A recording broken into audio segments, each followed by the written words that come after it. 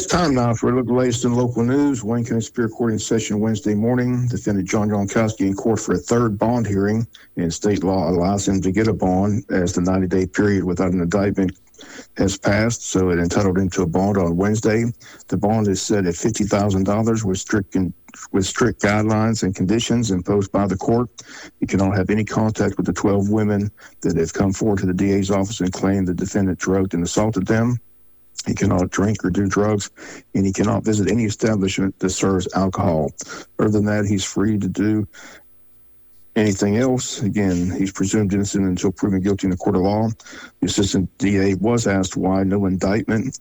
The answer is that since the charge of an explosive device, the ATF has gotten involved, and they state there's moving parts and the investigation is ongoing.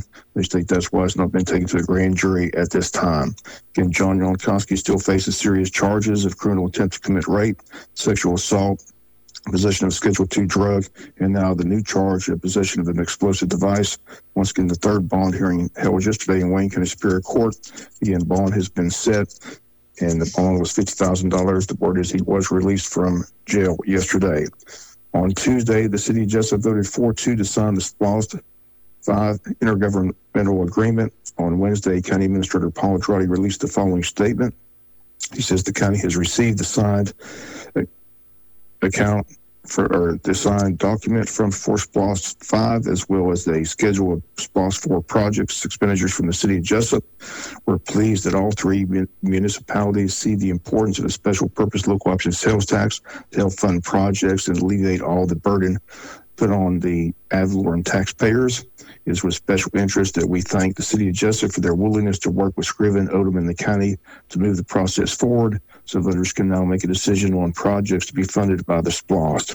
In the coming months, we hope to demonstrate the past success and future needs of this 1 cent penny that brings Wayne County so much money as a whole. These projects are for the benefit of the citizens, and the decision to continue the 1 cent penny sales tax should be made by the citizens of Wayne County. Again, sincerely, Wayne County Administrator Paul Andrade.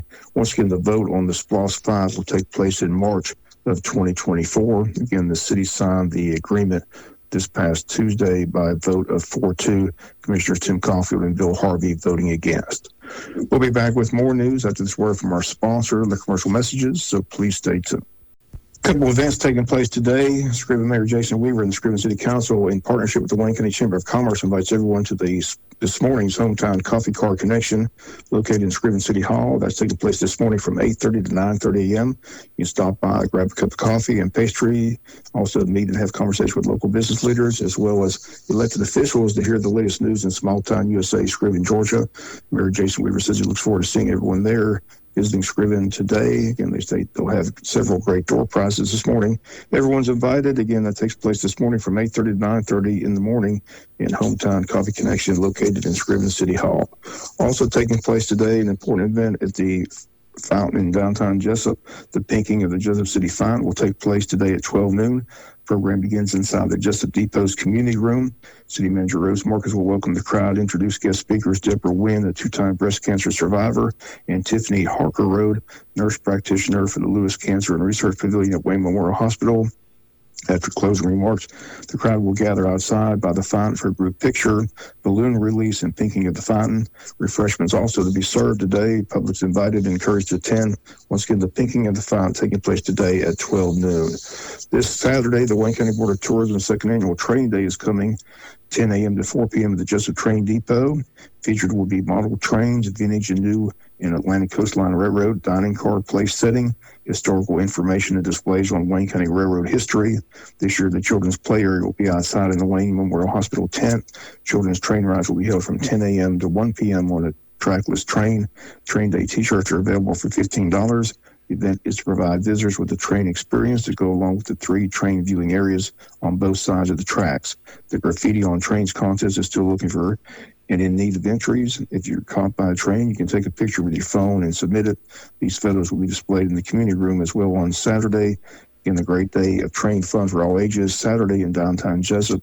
Need more information, call the Jesup Train Depot at 912-427-3233, or you can visit the Tourism Board website at waynetourism.com. Also, the City of Odom inviting everyone to a gospel sing November 4th at 6 p.m. the Odom City Gym. It features the Glory Road Trio, also featuring soloist Benny Strazo, Paul Brown and Family, and Keeping It Live. That takes place this Saturday, 6 o'clock at the Odom City Gym. We'll come back with some final news notes after this word from our sponsor of the commercial messages, so please stay tuned. Final notes and news. Early voting continues in the City of Jesup elections. On Wednesday, 53 more votes were cast. The total now 415. There are 5,357 registered voters in the City of Jesup, and after 11 days, still less than 500 votes have been cast. And voting takes place today and Friday, 8 a.m. to 5 p.m. at the Cracker Williams Recreation Center. Also, Saturday is a second Saturday voting day. That time is from 9 a.m. to 5 p.m. City of Jesup deciding a mayor's race and 3 council seats. The mayor's race between incumbent Ralph Hickox and challenger Tyrone Johnson. District 1, the 2 candidates are former City Council member Ricky Reddish and former Jesup Police Chief Perry Morgan. District 4, the race between Jonathan McCullough and Margaret Rawls. In District 5, the 2 candidates are Katrina Dumas and former Jesup City Manager Mike Deal. Once again, voting taking place today at the Cracker Williams Recreation Center, located at 644 North 4th Street. The time today from 8 a.m. to 5 p.m. Reminder again, Saturday, early voting from 9 a.m. to 5 p.m. this Saturday. There's a community cancer awareness walk this Saturday at JC Stadium, October 28th from 9 a.m. to 2 p.m. There'll be food trucks and vendors. You can stop by anytime during that time from 9 a.m. to 2 p.m. Walk or run the 5K, and that's taking place this Saturday at JC Stadium. The Scarecrows Among Us contest hosted by the Jesup Kiwanis Club and the Wayne County Chamber of Commerce still has voting taking place for the People's Choice Award. Voting on the Chamber website, and the state one. Each light counts as one vote. Again, voting ends this Friday, October 27th at 4 p.m. The winners of the Scarecrow Among Us contest will be announced on Tuesday, October 31st.